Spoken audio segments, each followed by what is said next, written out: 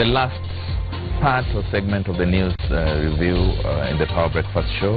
In my panel today, I have Professor Kilemi Mwiria, aspiring governor for Meru County, and an academician per se, and somebody who has actually been advising the president on issues or matters, education, until he decided to try his hand again in politics. I also have Isaac Mwaura, one of the very few breed of politicians who say, I was beaten fair and square. I wish we would have more of Isaac Mwauras in this country. We have, of course, Beatrice Elachi, the only woman standing in this panel today. Deputy Governor Muranga County Gakure Monyo, who says, politics not my kind of thing, let me go back and serve where I can do it best. And of course, Barak Muluka, who says, do not do what I do. No. Do what I tell you. That's not me. Do what I do. Okay, if you can, but it's very difficult for you to do what I do. It's very difficult for me to be Caesar. For you to be Caesar, it's very difficult. That's why I tell you what you should be afraid of. And not what you are afraid of. Because I'm not afraid. Quite interesting there. Before we wind up with the story on Bishop Margaret Wanjiru, who the court say has to be in the dungeon for the next 3 more days, I believe, and also pay a fine of about 500,000 at the end of it all. I wanted us at the initial stage to look at why Raila in this all mix. Maybe I start with you. Why do you think they settled for Raila? Of course, you've been saying it was obvious. What drove the obvious nature of all this? Well, I would look at it from my own judgmental way, and I say, Raila, if he loses, then the other people will be saying, he's tried, he's lost. Age will have caught up with him, but others are still feeling. You know, you heard Karonsa saying he's still feeling young at, I think, 64. So then he'll be 69 in 2022. And that is very young, because Donald Trump went in at 70. And yes, that was in the US. And then also, they'll be saying, it's not me who lost, it's Raila who lost. And this issue of one-term presidency, then it's saying, we are preparing you that in 2022 you'll be the candidate, because then the former premier will... he was actually very categorical. I am a transitional captain. However, the transition will be between now and August. It's good. It's a good transition period.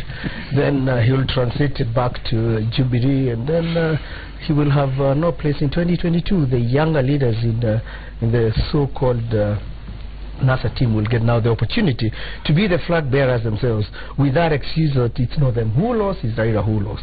And I think this is purely on age factor, is Raila's last opportunity, and it was only fair for them to have left. So are you saying a Raila candidature for NASA is good for Musalia Mudavadi and Kalonzo Musyoka? I do not know, because... no, from what you said. I do not know, because Mudavadi is not a candidate anywhere else. The others are candidates. So if Isaac Ruto wins Bomet seat, what happens to the promised deputy premier seat? He was here on this same set, and he said that position is for Chama Shinani, not for Isaac Ruto. So if then they paraded him, they should have paraded the party, and he's the party leader. So he's a double-edged sword in this case, where he's looking at, I have an opportunity to try my governorship at home in Bomet. If I lose, I have an opportunity. If NASA wins, that I could still try the hand in deputy premier. Same to Etangula, because he's also going for, not too sure whether he's the senator or the governor of Bungoma. Because if you remember, he put his when we're putting the issue on financial management, he put in as governor of Bungoma. So they are looking at opportunities that let me be a little careful, so that if NASA doesn't make it, I'll have tried my hand at home. Mudavadi won't be a candidate anywhere, but he's the one who crafted this NASA thing, NASA wow. But you keep asking yourself, what is in it for him? Because purely it's him who has brought in these guys together, but he's being used as a spanner guy. So does it have to be something in it for you? First of all, I would say that, now let me start with my brother Musalia. And I say he brought in a very good concept. I wish and I pray, even up to today, he went alone to the end, so that Kenyans can now see, who is this man? Is he a man we can come behind and rally and support? For me, the day I saw him in the hands of Raila, I said how Raila is happy, because he knows this young man is a threat to me, coming back to my feet, I will make sure his dream dies in my feet. That's all he has done. But he was there in 2013. Yes, but at that time, remember that time, he went alone. That is how after he claimed that Uhuru Kenyatta and William Ruto that is how we knew Mudavadi. That is how we believed in him. That is how people, not just from Western, Central Province, Meru, they started seeing a leader. A leader is somewhere. But for now, he has been clouded again with so many things here. You now tell him, at least, and I'll say the way the deputy governor said, you have my good leader from Western, Weta, saying, I am gambling, but I know very well I have a ticket somewhere. So I will land my place somewhere. In the end, you have Isaac Ruto doing the same. For me, I will want to tell Isaac, what you have just told your backyard in Bomet, and you will come to prove, is that, after all, I have seen this governorship going. You know the way you hand something without you knowing. Because everyone will now say, oh, so he knows he's losing. He has run away. That's the gospel according to which is a lachi. Let's hear from Barack. It is just how politics play around. It's my opinion. How politics play around. But let me just finish before my uncle comes in. That there's one thing here in all this. The new dispensation we have is very interesting. And therefore, how Raila has managed all the issues of governors who lost, who I don't know have done what, is also going to play around all this. The same way with the president. It's not just him. So the former prime minister must be asking himself, I have lost some of my loyalists.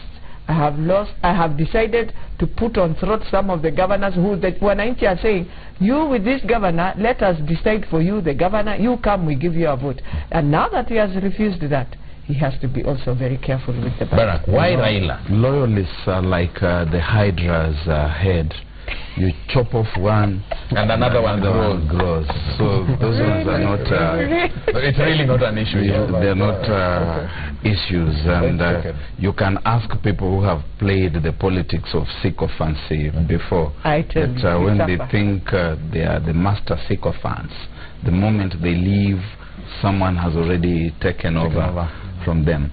I think Musalia Mudavadi is a great man. If we have said of Isaac Mwaura here, and I want to agree that when he says I was beaten fair and square, I think there is greatness in that, in spite of that ear that I can see there still bleeding. A great leader must be a leader who looks at the overall good. And this has been a big challenge, that there are very few people who are able to say that the cause is bigger than myself.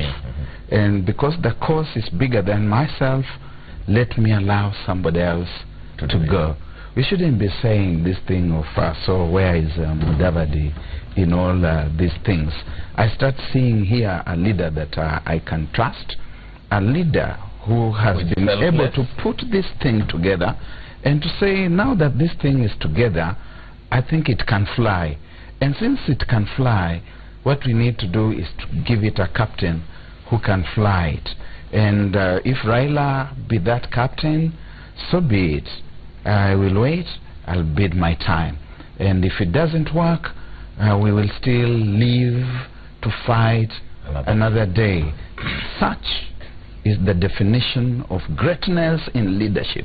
It's not this rabid thing of you are beaten here and you move to that space there and you're also declaring yourself the validly elected candidate. Look at Siaya, look at Homa Bay, look at Migori, look at Kisumu. All the 4 governors in Kisumu, in Luo Nyanza. Those are the things that Raila should be worrying about. Raila should be worrying about Busia. Now that they tested Paul Otuoma, and he has shifted, and I've seen him saying, I'm wishing them well, I'm no longer in NASA. How does he go to speak to the people of Busia? That has been his entry point, and there are other areas within his own backyard that must be dealt with. That there is Kitui, where you have Musila, who is saying that the leaders do not want me. Now these are things that NASA cannot wish away. They are things that must be addressed fairly and squarely. And then Jubilee also here, our people say that when you see a chicken running around with another one's intestines, it's as if it doesn't have intestines that another chicken is going to run about the place with. They have got their own issues as well in their own backyard, which they must address. But in summary, in short, NASA would have had a better fighting chance, in my view. I've said it before on this platform, if they had attempted something new, something exciting. They have got Raila, however, and Kalonzo, and now they must ask themselves the question, what is it that we did wrong the last time that we must address going forward? I'll finish with you, Professor. Let me get it before me. Yeah, thank you very much, Charles. I think with the analysis of my good brother, Dr. Barak Muluka, and all of us here, the issue around why Raila Odinga, and by the way, before I even come to that, let me set the record straight and say, just before the nominations, I took the courage again and talked to Raila Odinga and thanked him for having nominated me to Parliament. Which nominations? Just before the Jubilee nominations. I did that, and of course I felt it was very important for me to do so. It's not on record because that was a phone call, and I think. Why didn't you make it public? Because you are known to want to make. Yeah, but I can't do that. I mean, that's disclosing details. No, not suicidal. Not suicidal at all. Not suicidal. But they're not suicidal. I'm a very open guy. I mean, you cannot disclose details of a conversation with someone. But I thought I should do so. I also thanked Professor Peter Nyanyongo because he's the one who actually identified me quite early. Now, why Raila Odinga? It's because of William Ruto. I must give credit to our Deputy President because William Ruto has not left the stables of Uhuru Kenyatta. They stuck together. And because now there was no movement within Jubilee as to create space for others to come in, then the status quo has remained. The same match of 2013 is now also similar to 2017. So it's a rematch? It's kind of a rematch, and I think I also want to advise my party Jubilee that we need to show up our national face so that it's not Railonzo and Uhuruto. It should be something a little bit more, and I can see now people like Charles Nyachae, people like Dan Mwazo, people like Mungaro, across Ken Lusaka, creating that national image. It's very important in terms of, and it's not just a question of flower boys and flower girls or just empty forces. It's the truth, because we've made inroads in where we were not there before, and so therefore it had to be Raila Odinga, because he is the one who really has kept this moving. When he's out of the country, you don't hear much. Exactly. And I think we must give credit to him, really. He's kept the government on his toes. I don't quite agree with him anymore. I don't get inspired by him anymore, like the way I used to. And I think when you come closer to him, you realize he's not the Messiah that he pretends to be to the people of Kenya. But you give the devil his due. He's a very astute politician. He's very well gifted. He's very consistent, and he knows how to play his game. The fact that he was able to convince people like Musalia Mudavadi and Kalonzo particularly to back his bid, even when the CORD agreement had been discarded for NASA, I think you must give the credit where it's due. However, going forward... No, a final one. Yes. Because of time. Yeah, going forward, I think, as we have said here, it's uninspiring. It's like being served the same food that you're expecting to be served. And so that kind of, expectation, that oomph, that otherness is lacking in this bid. And so therefore, you cannot say that, Isaac Ruto is moving with masses. You can't say that there are people who are not disgruntled. Clearly, the Luhya nation would have felt more, rewarded if their candidate was there. And so you are going to see what is going to matter in the next 3 months is how everybody mobilizes their bases to vote and how you get into new areas. And it's not going to be easy, I must say, for both sides. I'm quite perturbed, before I get you this chance. I'm quite perturbed by the fact that why is Raila Kalonzo uninspiring and Uhuru Ruto inspiring? We'll get to that. I like to agree with him, on one fact that of the candidates, I think Raila is by far, I mean, the better politician. He has a national outlook. He has a national, network. He has a very loyal following. More numbers than all of them in Nairobi and Luo Nyanza and elsewhere. They actually say the task force put it at 4.2 million assured. Yes, yes, and I think he's a much better mobilizer than all of them. I mean, let's give him credit. But I want to disagree with Muluka. For once, he took an ethnic position by praising, Caesar, unlike Mark Antonio. And the Caesar in this case is Mudavadi.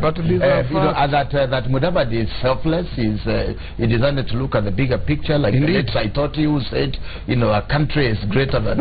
It's not about that. I think in this case, these guys have also decided it's better have a loaf than nothing.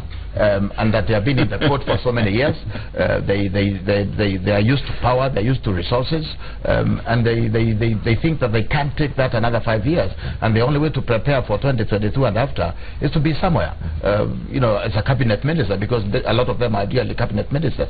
So it's about their own interests. It's not about this country. If it was about this country, they would have told us what it is that they're going to do different than the Code Alliance did before, or it would have been an alliance, like I said from the beginning, based on ideology as opposed to ethnic, bringing together tribes and complaining that our people, the Luyas, will complain, I'm not the candidate, the Kambas will complain. It's not about Kambas, it's about this country. And it's high time we got people who thought about this country on the basis of something different and not just ethnic arithmetic. So much as you disagree with Barak at the beginning, you finally agree with him. It's not about the Kamba, it's not about the Luya. Yes, but I mean, in the case of Barak, he chose a Luya. Right of reply. Yes. Before you reply, just to add on, because I'm sure this is a salvo for you. Yeah. We also need to salute the former Prime Minister. He made sure in all this thing of NASA, ODM came out very clear. ODM will reorganize itself, mobilize. Everywhere you went, it is ODM that mobilized for NASA. And he made sure in every political meeting, you would see ODM clearly, and you know, this is ODM. So for me, I salute him. He made sure in his second strategy team, he told them, in every meeting we go, make sure ODM is there, the colors are there, and they have really salute them for that. I salute them. Okay, right of reply. And Professor, you are wrong. When I say Mudavadi did a great thing, it's a great thing. George Saitoti told us that there's a time when someone has got to make the cause greater than the person. I did not take a tribal stand. The only time I'm going to take a tribal stand is going to be when I vote for Beatrice Elachi on the 8th of August here in Dagoretti. Even if she's qualified? Because she's very qualified, or because she's a very qualified woman. She's my niece, and she's standing here. How am I going to face her when we get back home and tell her that? Yes. Yeah, so I'm going to... Is that a reflection of the Kenyan society? It's a reflection of human loyalties, that there are moments when you have got to be loyal to your friends, you have got to be loyal to your relatives, even when you don't agree with certain things about the whole arrangement. You have got to say, this is Beatrice. Then I'm lost, Barak. Why do people make noise when Uhuru Kenyatta's sister gets a contract with the government? They should understand that there are certain natural human instincts. And those natural human instincts, which you may want to call breed instincts, will start pushing you towards certain directions and doing things in life. They are 4 against 1. Yeah. No, he's not against you. It's okay. I can't be against you. However, we must consciously address those breed instinct things when we are in positions of leadership, that the instinct is driving you to do things in a certain way, but you know that for the overall good, that is not sustainable, and therefore, although my instinct gives me a certain appetite and persuasion, I must accommodate others as well. As a human being. Yeah, but you know, I can't go to Nairobi Primary. No, we don't have much time. But because I know Barack, and I must vote for her. Let me answer. I just Barack has made his point. let me make a point. Okay. Because before you make the point, because I just wanted a question. Yes, I wanted to ask Barack, because I know him to be a very honest and tribal Kenyan. I mean, you know, in terms of his studies, I really admire his stand whenever I see him. Behind the scenes. Do you honestly believe that Mudavadi and Saitoti were actually giving it for the country and not themselves, or because they realized they couldn't get any further? Well, do you honestly believe? I like this bit. Eyeball to eyeball. Do you honestly believe? When you make a tactical retreat like they have done, then you do it for everybody, because it is for them and for you as well. You are part of the equation. I like this. I think he's answered your question. Charles, but we need to deal with yes, we will. issues. If you didn't get the answer, when you make a tactical retreat, when does one make a tactical retreat? It's so that he or she, so that you are interested to live another day. So your question is exactly, it's answered. I agree with I think that's it. If then that tactical retreat helps the country to move forward, so be it. I agree. Let me say this. There are two things I want to answer. Number one, about familial interest. I really want to commend President Uhuru Kenyatta. And please make it a bit fast. We have quite an interesting... Because his cousin, Anna Nyokabi Gadesha, actually lost the women rep position. And he let it go. And he let it go. Now, and that is really commendable. Moshomba won, and that was it. And there were fears, of course, like any other place. But that he left the will of the people to... And that is what is the difference between Jubilee and ODS. Which is let me make this point. Please, it's only fair that I make this point. Isaac, yes, my director tells me I have exactly 3 minutes. Yes, let me make this point. If you look, for example, at Oburu, at the various positions that people are contesting, it has an effect on the presidential outcome. And let me say this very clearly, that when you allow people's ambitions to interfere with your presidential ambition, it is you who lose. That's why now, if you look at the base within Luo Nyanza and other places, it's not excited because of these contestations. And Jacoyo Midiwo, Raila Odinga's cousin, lost. Jacoyo lost because he has opposed Raila in the past, and he confided that in me, and I can say. Right. The other thing I can say is, why you asked me a question, Charles, why is it that Raila Kalonzo is not inspiring and Uhuru and Ruto is not inspiring? The truth of the matter is, Uhuru and Ruto do not pretend to be angels. They say at his, they are free and fair, but these others want to pretend they are messiahs. They are the solvers of all Kenya's problems, and that's why they failed, because eventually when you get to know them, you feel betrayed. Thank you very much. Ladies and gentlemen, I want us to finish because we have just about 2 minutes, but there is something interesting that we must talk about. Bishop Margaret Wanjiru was sent to jail until for about 5 days from yesterday, following the skirmishes that occurred in one of the polling stations in Nairobi, where she was accused of having destroyed voting material. She has also been asked to pay a fine of about 500,000. While making the ruling, the judge said that we've always referred to the post-election violence, and this were inspired or instigated by opinion shapers, and that Bishop is an opinion shaper. That position she takes must always be looked at in the public interest. Your take, was it too harsh? No, I don't think it is harsh. I think we must be. I think we really must not let our politicians mislead this country and lead us into trouble. You know, Bishop Wanjiru is used to getting away with a congregation that is believing that she, and that she thinks that politics is the same. I think it's a warning. You know, coming to 88. You know, August this year, and I completely agree with the judge. Thank you very much. Isaac, 30 seconds. I think I sympathize with Bishop Margaret Wanjiru. I think she should have gone for the position of women rep. The judge has been a little bit harsh on her. She's not doing very well in the gubernatorial race, actually. She's a distant number 3, very distant number 3. And well, if we have to sacrifice this to pass the message to Kenyans, so be it. It's a bit painful, but I wish her well, really. It looks very bad that she's there, the court looking very forlorn and all of that. But then something has to be done. Thank you. I think, one, I know it was a bit harsh for Margaret. Because if we are fair in the country, we've seen a lot. We've seen even people dying. And I haven't seen such a judgment come through. So for me, I would want to say, yes, it's a lesson to all of us going forward. It makes politicians now realize, indeed, there are laws and we can be penalized, we can be jailed. It is easy. I had a very crazy opponent who is still crazy up to now, who used to use young people to beat, to throw us all over. But I think going forward, we also need to say, then if we have cases and we have evidence, they should all be handled. They should be all handled, because many people have suffered in all these things. Thank you. Deputy Governor. I empathize with the situation, no sympathies at all, and this is a good lesson to all of us, that if you have gone on the wrong side of the road, you should pay for it.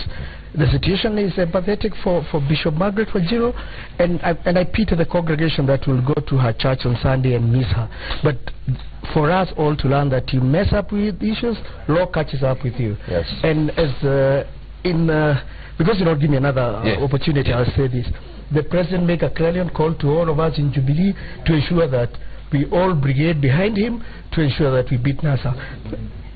We now know who to beat, and we must all brigade behind Uhuru Kenyatta for August 8th for him to make his second term. Thank you. Barak, you're a publisher. Please do yes, this like a sequel for a 1 million page book. Okay. It is a selective justice. The commander-in-chief of the Men in Black is right here, sitting comfortably, closing his eyes when Raila Odinga accepts the defeat of his brother in Bondo and his first cousin in game. He closes his eyes, the commander-in-chief of the Men in Black, and there are very many others out there who also ought to be arrested. And you know, it's not too late. And Isaac, I don't wish you any harm. It's not too late to arrest the commander-in-chief of the Men in Black, now that we have started taking action. No, and having the commander-in-chief of the Men in Black was Raila Odinga. Yeah, so he was the field commander sorry, of the Men in Black on that day. So I think that this should apply, but it should apply to everybody, not just to Margaret Wanjiru. Thank you very much. I see the other end, Willis Raburu. Are those bars of soaps or matchboxes that you're carrying? We'll get to know in a short while. But I really must thank my panel today. Barak Muluka, thank you very much for your insights. Deputy Governor Gakure Monyo, and we wish you all the best in business now that you've said enough with politics. Beatrice Elachi, all the way. 8th August is a big day. We wish you all the best from this panel. Of course, Isaac Moura, in your future endeavors. You have really not told us, after the attempt at Ruiru, what next. I'm sure you get another chance to do that. He can be nominated. I'll be in the Jubilee Party. He's already started to dress in black. Professor Kilemi Mwiria, in your aspirations. And I hope the Meros give me votes. Thank you very much. Thank you very much. Thank you very much. My director, Robert, I beg your indulgence for overshooting by just about 3 minutes. I want to hand it over to Willis Raburu. What is it with the matchboxes, Willis?